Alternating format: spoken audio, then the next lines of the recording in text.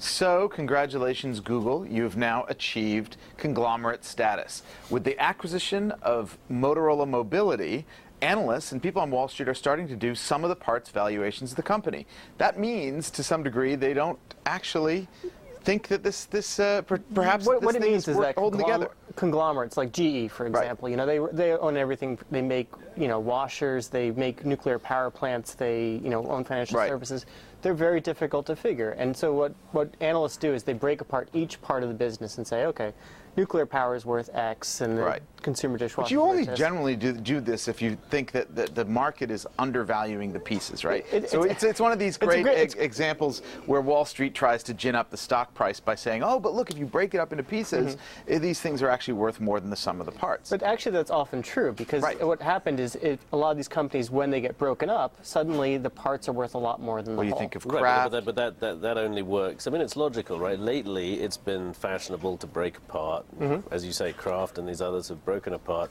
The values have gone up for at least some of them. Right. So it's logical that if you start adding bits like Google's doing, then the logical flip side, unless you're a very special company, is that the investors become skeptical and they attach what's called conglomerate discount. They say it's not worth that much. I think you could always argue that in tiny pieces, Google's been dabbling all over the place, and yes, but it's always focused on one core business. But it has had this one huge. So I mean, from the start, I remember you wrote about this ages ago, Rob, which was their sort of venture capital approach to new businesses. So they'd fund all sorts of different ideas, some through an actual sort of venture capital vehicle, some through just you know the 15% of your time that you're supposed to spend on other stuff. That's very different than running a huge. It's been tiny. It's been scattergun, but tiny. Now you've got this $12.5 billion asset, which is clearly a manufacturing business,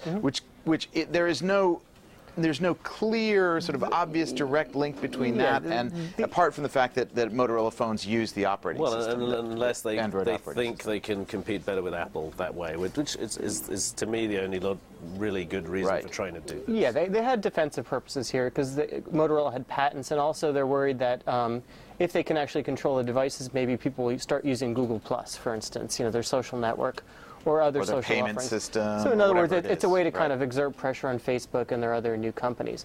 But that said, you know, Motorola, you know, they're basically a loss-making company for the past couple of years, you know, and Google's basically taken on a large manufacturing arm. It's probably going to lose money. So speaking of some of the parts, I mean, we're not seeing it's not like everybody on Wall Street's valuing it that way. You had cited in your article a Barclays Capital piece, which said that they broke it down into parts. And what did they actually say? What was their conclusion? And they said the shares are worth about 15% more than they're currently worth. Right, so another $30 billion of value, something like that. Okay, well, it's interesting to see this once symbolic company of basically Silicon Valley and entrepreneurialism and all that kind of stuff now being reduced to a conglomerate in analyst research reports.